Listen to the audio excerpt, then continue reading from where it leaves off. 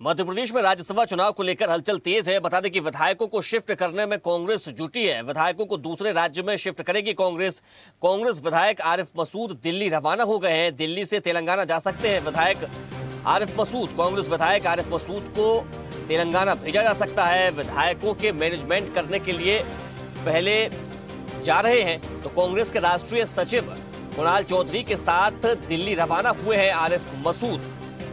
तो अब बाड़ाबंदी शुरू कर दी गई है। कांग्रेस अपने विधायकों की बाड़ाबंदी में जुट गई है और उन्हें दूसरे राज्यों में शिफ्ट किया जा रहा है ताकि क्रॉस वोटिंग से बचा जा सके। और आरिफ मसूद कुणाल चौधरी के साथ दिल्ली रवाना हो गए हैं जहां से वे तेलंगाना जा सकते हैं। भारतीय जनता पार्टी लोगों को गुमराह करने का तरीका है ये। और तीसरा जब उनका दो का है, हमारा एक है, तो एक हमारा जीतेगा। और ये ज़बरदस्ती लोगों को लालच देना, इतने पैसे ले लो, 5-5 करोड़ की बात की, 8-8 करोड़ की बात की। हाँ, ऑफर उनके पास आ गई। सबको फ़ोन कर रहे हैं, सबको फ़ोन कर रहे हैं कि भाई इतना ले लो, ये ले लो। भाई जो हमारे कट्टर कांग्रेसी विधायक वो मना कर दिया, ऐसा थोड़ी चलता है, कोई बिकने वाले थोड़े हम। तो मध्य प्रदेश में राज्यसभा का चुनाव दिलचस्प होता जा रहा है जहां भाजपा ने अपनी तीसरी सीट पर भी उम्मीदवार उतार दिया राज्यसभा के लिए। इसके बाद कांग्रेस खेमे में हलचल तेज हो गई है और अब विधायकों की बाड़ाबंदी करना कांग्रेस ने शुरू कर दिया है। वहीं कांग्रेस के वरिष्ठ नेता कांतिलाल भूरिया ने भाजपा पर यह आरोप लगाया है कि ऑफर किया जा रहा है, रुपए ऑफर किए जा रहे हैं कांग्रेस के विधायकों को। 5 करोड़ से 8 करोड़ रुपए तक उन्हें ऑफर किए जा रहे हैं। चलिए इसी खबर पर ज्यादा जानकारी के साथ न्यूज़@डिजिटल अनिरुद्ध सोनी हमारे साथ जुड़ गए हैं। अनिरुद्ध, जब से भारतीय जनता पार्टी ने अपने तीसरे उम्मीदवार के नाम का ऐलान किया है, महेश केवट को अपना उम्मीदवार बनाया है, उसके बाद से ही कांग्रेस में हलचल तेज हो गई है और बाड़ाबंदी करना शुरू कर दी गई है और आरिफ मसूद को दिल्ली के लिए रवाना किया गया है। क्या है पूरा अपडेट? दिल्ली के बाद कहाँ जाएंगे? विधायकों को कहाँ भेजा जा सकता है?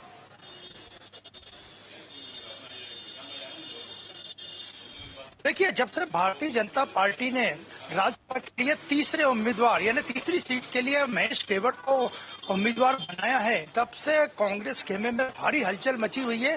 कांग्रेस की बात करें तो कांग्रेस ऊपर से दावा कर रही है कि उनके यहाँ सब कुछ ठीक है, लेकिन सब कुछ ठीक नहीं है।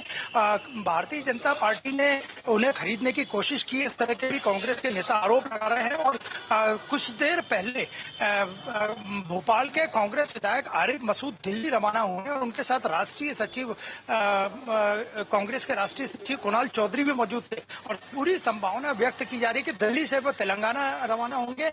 और कांग्रेस हालांकि इनकार कर रही है, मध्य प्रदेश कांग्रेस के नेता इनकार कर रहे हैं, लेकिन पूरी संभावना है कि 18 जून को वोटिंग होनी है। तब तक कांग्रेस के 58 से ज्यादा विधायकों को तेलंगाना या कर्नाटक शिफ्ट किया जा सकता है। और जहां तक बात करें तो मीनाक्षी नटराजन जो कांग्रेस की राज्यसभा सीट की उम्मीदवार है, अपना नॉमिनेशन फाइल कर चुकी हैं विधानसभा में। उनके साथ नॉमिनेशन जो फाइल हुआ है उसमें विजय सिंह मौजूद थे, जीतू पटवारी प्रदेश अध्यक्ष मौजूद थे, प्रदेश प्रभारी हरीश चौधरी मौजूद थे।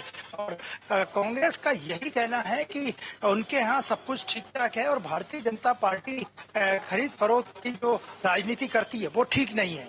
अनिरुद्ध, इस वक्त आप कांग्रेस के प्रदेश कार्यालय में हैं, वहां पर कैसा माहौल नजर आ रहा है? क्या आश्वस्त है वो अपनी सीट बरकरार रखने के लिए राज्यसभा की?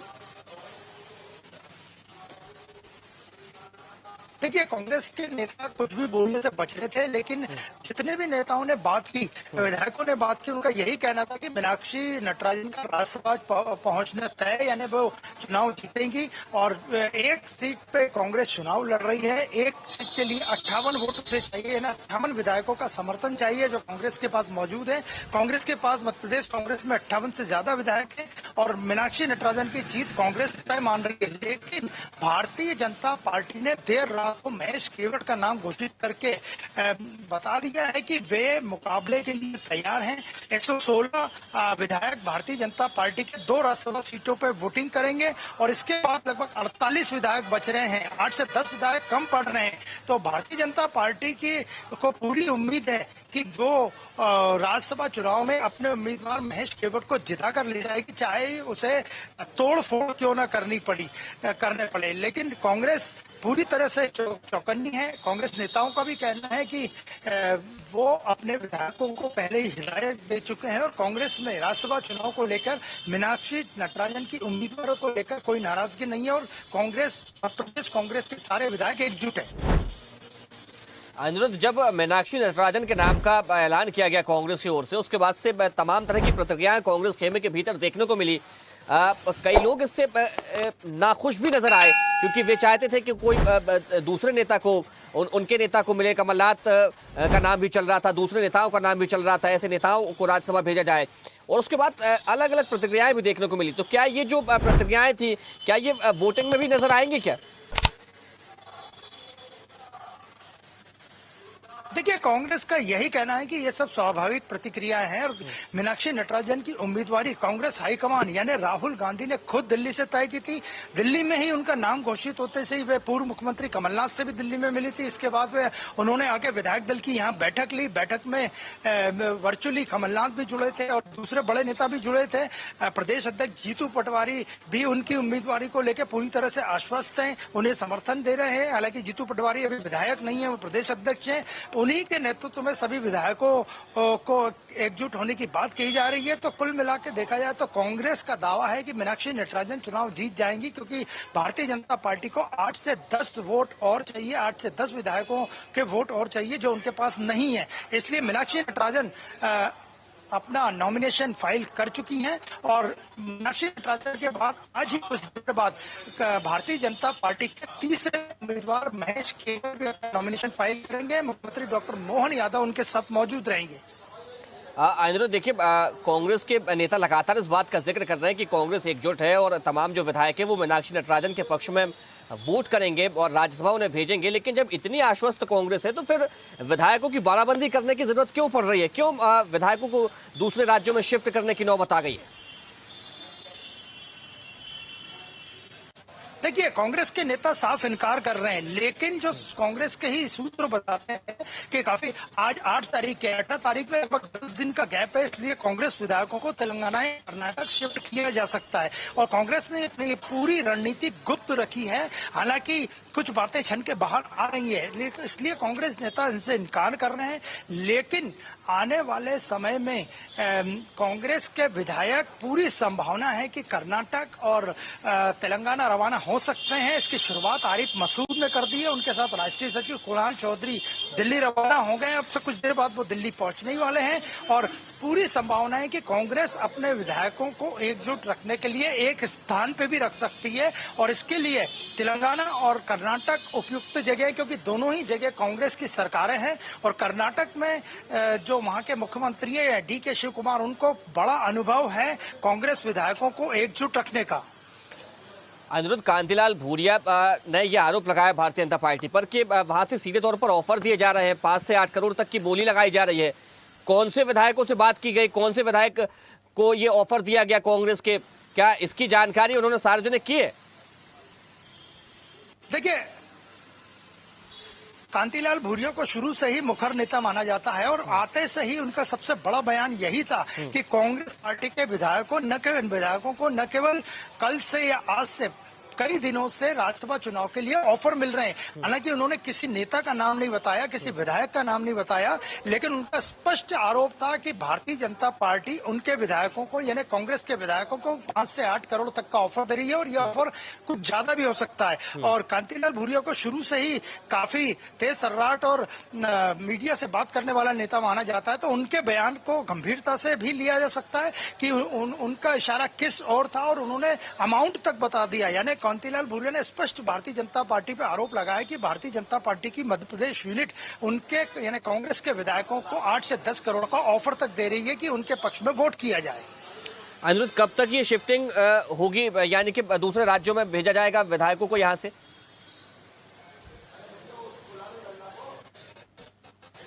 मीनाक्षी नटराजन कुछ देर बाद मध्य प्रदेश विधानसभा से अपना नॉमिनेशन फाइल करके निकलेंगी।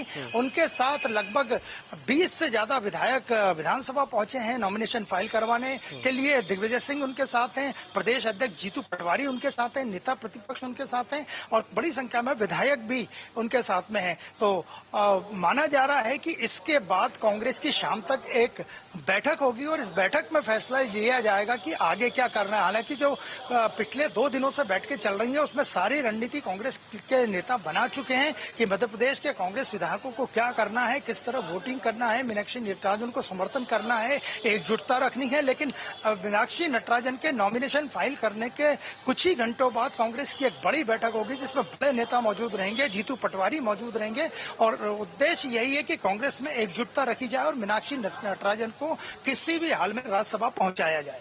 अनुरोध, देखिए एकजुटता की बात तमाम जो कांग्रेस नेता है, बड़े बड़े लीडर है, ये कह रहे हैं और लेकिन जो एक आत्मविश्वास होता है ना वो उनके चेहरे पर नजर नहीं आ रहा है।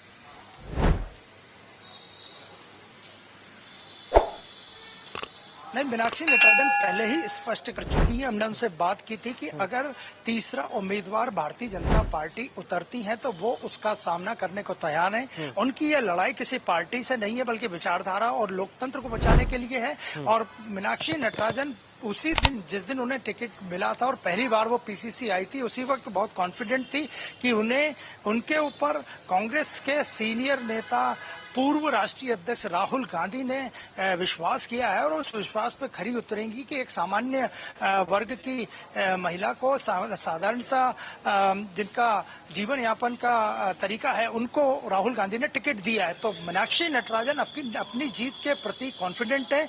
लेकिन राजनीतिक घटनाक्रम जिस तरह के आज सुबह मुख्यमंत्री निवास में भारतीय जनता पार्टी के सभी विधायकों को मंत्रियों को बुलाया गया, बैठक ली गई, उसके बाद पूरा घटनाक्रम बदला और कांग्रेस पार्टी भारतीय जनता पार्टी की मध्य प्रदेश यूनिट को उसी के अंदाज में जवाब देने की तैयारी कर रही है। इसीलिए विधायकों को शिफ्टिंग भी की जा सकती है और विधायकों को कोई ऑफर मिले ना मिले इसकी भी कांग्रेस पार्टी पूरी तैयारी कर चुकी है। अनुरुद्ध, बिल्कुल देखिए तमाम सारी बातें कही जा रही हैं कांग्रेस के विधायकों को लेकर, कांग्रेस खेमे को लेकर, मीनाक्षी नटराजन को लेकर भी बात की जा रही है। जहां कहा जा रहा है कि कांग्रेस एकजुट है, 500% हमारा जो है वो उम्मीदवार जीतेगा, ये बात भी कांग्रेस की ओर से कही जा रही है।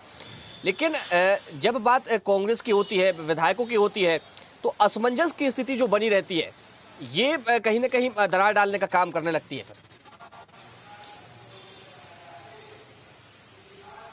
देखिए, कांग्रेस विधायकों ने लगभग सभी विधायकों ने चुप्पी साध रखी है और जहां तक बात करें तो प्रदेश प्रभारी हरीश चौधरी से जब हम बात तो उनका स्पष्ट कहना था, उन्होंने सीधे सीधे प्रदेश सरकार पे आरोप लगाए और कहा कि हम राज्यसभा में मीनाक्षी नटराजन को पहुंचा के ही रहेंगे। और जहां तक नॉमिनेशन की बात करें तो मीनाक्षी नटराजन के नॉमिनेशन में और सुबह से जो बैठकें चल रही है उसमें भी प्रदेश प्रभारी हरीश चौधरी विशेष रूप से मौजूद थे और उन्होंने प्रदेश अध्यक्ष जीतू पटवारी के साथ सभी विधायकों से भी चर्चा की है। लगातार जो विधायक नहीं पहुंचे हैं पीसीसी या बाहर हैं उनसे वो फोन पे संपर्क में है, तो वो भी कॉन्फिडेंट थे कि मीनाक्षी नटराजन हर हाल में चुनाव जीतेंगी। लेकिन अभी आज नॉमिनेशन के बाद, आज नॉमिनेशन की आखिरी तारीख है, इसके बाद लगभग 10 दिन का समय है और 10 दिन के समय में राजनीतिक घटनाक्रम क्या होगा इस पे सबकी नजर लगी हुई है और कांग्रेस पार्टी भी इसी के लिए फूंक फूंक के कदम रख रही है कि उनके विधायक एकजुट रहें, मीनाक्षी नटराजन के पक्ष में रहें और उन्हें अगर कोई प्रलोभन भी मिलता है तो वो उस प्रलोभन में ना आए। चलिए अनुरोध, आपका बहुत शुक्रिया तमाम जानकारी के लिए। चलिए इसी तौर पर ज्यादा चर्चा करेंगे, हमारे साथ कांग्रेस प्रवक्ता विक्रम चौधरी जुड़ गए। आपका बहुत स्वागत है विक्रम जी। विक्रम जी, कितना आश्वस्त है राज्यसभा को लेकर? सवाल बनते ही नहीं है, सवाल तो उनसे पूछिए जिनके पास पर्याप्त संख्या बल नहीं है, फिर भी उन्होंने ये तनावपूर्ण स्थिति क्यों निर्मित की है। इससे ये पता चलता है कि राजनीति में और लोकतंत्र में वो अराजकता चाहते हैं, सद्भाव और समन्वय की राजनीति नहीं करना चाहते हैं और इस तरीके से वो हर चीज को भटकाना चाहते हैं जिससे उनके द्वारा जारी कुशासन और अराजकता पर जो है चर्चा ना हो, जनता को ये अवकाश ही न मिले कि ये भाजपा कितने कुकर्म कर रही है। हम तो पूर्ण रूप से आश्वस्त हैं और हमारे पास संख्या बल भी पर्याप्त है और बल्कि अधिक ही है संख्या बल भी। तो ये तो सवाल भाजपा से पूछना चाहिए कि उन्होंने इस पूरे मुकाबले को जो एक परस्पर सद्भावना की मानसिकता से और परिस्थिति में चल रहा था, उसको विद्रोह क्यों किया है, ये सवाल उनसे किया जाना चाहिए। अच्छा, कांतिलाल भूरिया जी कह रहे हैं कि बोली लगाई जा रही है 8 से 10 करोड़ 5 करोड़ की बोली वहां से ऑफर किए जा रहे हैं भाजपा खेमे से कांग्रेस के विधायकों को। किसके पास ये कॉल गया, क्या आपको जानकारी है? नहीं, देखिए, पहली बात तो ये है, यहाँ किसके पास कॉल गया है ये महत्वपूर्ण नहीं है। महत्वपूर्ण ये है कि भाजपा की प्रतिष्ठा ही कुछ ऐसी है कि लोग समझते हैं कि भाजपा भारी भ्रष्टाचार करती है, हम भी खाएं तुम भी खाओ की प्रवृत्ति पे चलती है। तो ये भाजपा कहीं भी जाती है तो उसको देख के उसकी उपस्थिति मात्र से ये अनुमान लगाया जा सकता है कि ये लोग आए हैं तो ये खरीदार बन के आए हैं, ये खरीदने बेचने की मानसिकता को लेकर। अच्छा विक्रम जी जी, कांग्रेस के विधायकों को शिफ्ट करने की बात कही जा रही है, ये भी खबर आ रही है कि बाड़ाबंदी कर रही है, कहीं उनको तेलंगाना भेजा जा सकता है या फिर कर्नाटक भेजा जा सकता है। तो जब कांग्रेस एकजुट है, इतनी आश्वस्त है, तो फिर ये दूसरे राज्यों में शिफ्ट करने की चर्चा ही क्यों चल रही है? नहीं तो अटकलों पे तो कोई विराम लगा नहीं पाया है। अटकलों पर हम क्या प्रतिक्रिया दें? यदि ऐसी कोई बात होगी तो स्वाभाविक तौर पे हम मीडिया को उससे अवगत कराएंगे। और चूंकि ऊंट की चोरी नौरे तो होती नहीं है, तो यदि हम विधायकों के यहाँ से वहाँ ले जाएंगे तो जेब में डाल के तो ले नहीं जाएंगे। लेकिन मैं ये कहता हूँ, अच्छा तो ये आप कह रहे हैं कि मतलब विधायक कहीं नहीं जा रहे, प्रदेश में ही रहेंगे? हाँ, यदि विधायकों पर हम भरोसा ना कर पाए तो फिर इतनी बड़ा जो संस्थान है उसका तो कोई औचित्य नहीं रह जाता है। हमारे विधायक बहुत मजबूत हैं और वो किसी भी हालत में जो है इधर से उधर नहीं होंगे, ये बात हमको पूरी तरह एहसास है। तो भाजपा के विधायकों पर क्रॉस वोटिंग की आशंका अधिक है। वो इसलिए अधिक है, मैं आपको बताता हूँ कि जो मोहन यादव है उनके नेतृत्व से कोई भी संतुष्ट नहीं है, एक बात। और कहीं ना कहीं बड़े नेता नहीं चाहते हैं कि मोहन यादव की जो है प्रतिष्ठा बनी रहे। इसलिए आप देखिएगा कि बीजेपी की तरफ से आपको 2-5 विधायक या तो अनुपस्थित रहेंगे या क्रॉस वोटिंग करेंगे, मैं आपको आज बता दे रहा हूँ। क्या आपकी तरफ से भी तो कोई ऑफर नहीं गया फिर? नहीं, हम देखिए, हम इस तरह की राजनीति करते ही नहीं है। यदि हम इस तरह की राजनीति करते तो हम एक प्रत्याशी को उतारते, हम 2 प्रत्याशी उतार देते। ऐसी संस्कृति हमारी नहीं है। हम त्याग करने वाली पार्टी है, हम खरीदने और बेचने वाली पार्टी नहीं है। जी। लेकिन जब मीनाक्षी नटराजन के नाम का ऐलान हुआ उसके बाद कांग्रेस के खेमे में ही कई तरह की प्रतिक्रियाएं भी देखने को मिली। नहीं, एक आध जगह और एक ज्ञानचंदानी जी के ट्वीट को लेके, बाकी तो आपने कल देखा होगा, परसों जब हमारे विधायक दल की बैठक थी तो सारे विधायक उपस्थित थे, सब एक मत में थे। अब क्योंकि तीसरा प्रत्याशी आ गया है तो हमारे विधायक और अधिक रोमांचित हो गए। अभी तो सब इसमें शिथिल थे कि भाई ये निर्विरोध मुकाबला हो रहा है तो वोटिंग और अन्य चीजों की आवश्यकता नहीं पड़ेगी। लेकिन चुनाव कितनी रूटलेस जड़विहीन क्यों ना हो, तब भी एक रोमांचक स्थिति पैदा हुई और हमारे विधायकों को और मजबूती से इकट्ठा होने का एक अवसर मिला। विक्रम जी, आप हमारे साथ बने रहिएगा। भाजपा प्रवक्ता ब्रजेश पांडे जी हमारे साथ जुड़ गए। ब्रजेश जी, क्या गणित क्या है तीसरी सीट के लिए, क्योंकि आपके पास तो संख्या है ही नहीं फिर तीसरी सीट के लिए? नहीं, देखिए, इसमें गणित जैसी कोई खास बात नहीं है। मुख्य विषय ये है कि जो मध्य प्रदेश की विधानसभा है उसमें करीब 230 विधायक हैं और बीजेपी के पास 164 विधायक हैं वर्तमान में। तो हमको चाहिए जो है, अगर जो है कांग्रेस हो या भाजपा, दोनों को अंठावन विधायक का जातीय आंकड़ा तो चाहिए ही। तो हमारे पास तो 2 प्रत्याशी जो है, सम्मानीय प्रत्याशी माननीय तरुण चुग जी और माननीय रजनीश अग्रवाल जी, तो ये तो ऑलरेडी चुनाव जीत ही जाएंगे क्योंकि ये मिला के संख्या हो जाएगी 108 वोटों की। और जो हमारे पास 48 विधायक बचेंगे, ठीक है, अब हमको चाहिए 64 विधायक, तो और जातीय आंकड़ा चाहिए वो है 58 का, माने एक राज्यसभा के लिए कम से कम 58 विधायक चाहिए। तो जो 58 विधायक चाहिए उसमें 3 प्रोबेबिलिटीज होती हैं। पहली बात ये कि उसमें कांग्रेस के कुछ विधायक, जैसे पिछली बार क्या हुआ था जब दिग्विजय सिंह चुनाव लड़े थे 2019 वाला जो सीन था, उसमें एक विधायक ने क्रॉस वोटिंग किया था। तो इसमें आप पार्टी से तो निकाल नहीं सकते हैं कि किसी विधायक ने क्रॉस वोटिंग किया तो उसको निकाल सकते हैं। बहुत से लोग असंतुष्ट रहते हैं प्रत्याशी चयन के कारण। तो अगर वो लोग अनुपस्थित भी रहते हैं वोटिंग से तो भी ये चीजें जो इस कारण से भाजपा की झोली में सिट जा सकती है। अच्छा, किसी से चर्चा हुई है कि कोई से विधायक संपर्क में है क्या आपके? नहीं, कोई विधायक मेरे संपर्क में नहीं है। मैं आपको भारतीय जनता पार्टी के संपर्क में है, मेरा कहने का मतलब था। नहीं, नंबर ऑफ प्रोबेबिलिटीज जो होती है उसका मैथमेटिक्स जो है वो मैंने आपको बताया है। तो उस विषय पे मेरे आज आलेख भी बड़े राष्ट्रीय समाचार पत्रों में छपा है कि क्या क्या प्रोबेबिलिटीज में संभावनाएं होंगी। तो जो अनुपस्थिति का आंकड़ा है वो बने रखता है, और वो लोग उसमें से कुछ या तो क्रॉस वोटिंग हो या वोटिंग से अनुपस्थिति हो, दो ही चीज होती है। तो चूंकि जो प्रत्याशी हैं हमारे, तो कुछ तो जब आप इतनी उस पर जोर डाल रहे हैं तो कुछ तो हुआ होगा, या तो बातचीत हो गई होगी पहले से कि भाई ठीक है हम कर देंगे आपके पक्ष में वोट, या फिर कुछ ना कुछ तो हुआ होगा ना। ऐसे कैसे अब आपके चाहने से आपके सोचने से थोड़ी कुछ हो जाएगा। मध्य प्रदेश में अति पिछड़े वर्ग से माननीय महेश केवट जी जो हैं वो उनको भाजपा ने अपना प्रत्याशी घोषित किया है, जो मछुआ कल्याण बोर्ड के अध्यक्ष भी हैं। उनकी बड़ी लोकप्रियता है पूरे प्रदेश के अंदर। निश्चित रूप से चुनाव जो है ये मनुष्य की लोकप्रियता पे भी निर्भर करता है। मैंने आपसे उदाहरण दिया ना, आपके सामने उदाहरण दिया कि 2019 वाला जो सीन था, 2019 में किसी ने दिग्विजय सिंह के पक्ष में किसी ने वोटिंग कर दिया था, उस विधायक जी को मैंने नाम भी बता दिया। तो अब इससे बड़ी स्पष्ट तस्वीर क्या हो सकती है? मुझे लग लेकिन आप जो बात कह रहे हैं वो पता बड़ी मतलब मुझे थोड़ा सा हास्यास्पद इसलिए लग रही है क्योंकि आप कोई दो युवक हैं जो दौड़ में शामिल हुए और आप कह रहे हैं कि जो मेरा प्रतिद्वंदी है अगर वो बीमार पड़ जाए तो मैं जीत जाऊंगा। तो या तो कुछ पहले बात हो गई है। अगर वोट मैंने आपसे कहा राज्यसभा चुनाव की जो प्रक्रियाएं होती है उसके बारे में चर्चा की, जो उसकी संवैधानिक प्रक्रियाएं उससे मैंने आपसे विस्तार में चर्चा किया है। मैं आपसे ये कहना चाह रहा हूँ कि देखिए जो नंबर ऑफ प्रोबेबिलिटीज है, जो संभावनाएं होती हैं, क्योंकि आप एक वरिष्ठ पत्रकार इस चीज को आप समझते हैं कि उसमें दो ही प्रोबेबिलिटीज होती है, या तो क्रॉस वोटिंग होती है, तो एक मामला। दूसरी बात क्या होती है कि वोटिंग से अनुपस्थित रहे, प्रेजेंट ही न करे। तो ये दो चीजें जो होती हैं ये इलेक्शन में किसी भी प्रत्याशी की जीत के लिए कारगर होती है।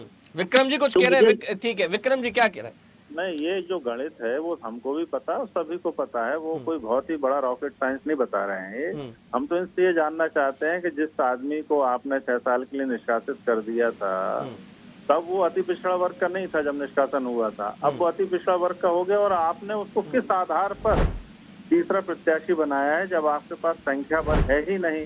क्या अनुमान है आपका? क्या आप बिल्ली के भागों कैसे सीखा टूटेगा, ये भी तो बताइए आप। बड़ी आश्चर्य की बात है, विक्रम जी कांग्रेस के प्रवक्ता हैं, ये शायद ये भूल जाते हैं कि अर्जुन सिंह जैसे कांग्रेस के कद्दावर नेता को भी कांग्रेस ने निष्कासित किया था, माधवराव सिंधिया जी भी कांग्रेस ने निष्कासित किया था, उसके बाद भी ये कांग्रेस में सम्मान आए थे, और उसके बाद अर्जुन सिंह जी राज्यसभा के प्रत्याशी बने, लगातार वो 3 बार प्रत्याशी बने। तो ये निष्कासन और आगमन तो चलता है राजनीति में, राजनीति के अंदर। ठीक है, समय हो गया। हमारे साथ जुड़ने के लिए आप दोनों का बहुत शुक्रिया। तो मध्य प्रदेश में राज्यसभा की तीसरी सीट को लेकर रोमांच लगातार बढ़ता चला जा रहा है, और इसलिए बढ़ रहा है क्योंकि जैसे ही भारतीय जनता पार्टी ने अपने तीसरे उम्मीदवार के नाम का ऐलान किया, कांग्रेस खेमे में खलबली सी मच गई और हलचल तेज होती नजर आ रही है। फिलहाल इस बुलेटिन में इतना ही। देखते रहिए स्वदेश न्यूज, सबसे पहले देश। देखते रहिए स्वदेश न्यूज। अगर आप इस वीडियो को सोशल मीडिया हैंडल फेसबुक या इंस्टाग्राम पर देख रहे हैं तो हमें फॉलो करें, अगर यूट्यूब पर देख रहे हैं तो सब्सक्राइब करें और बेल आइकन दबाना ना भूलें।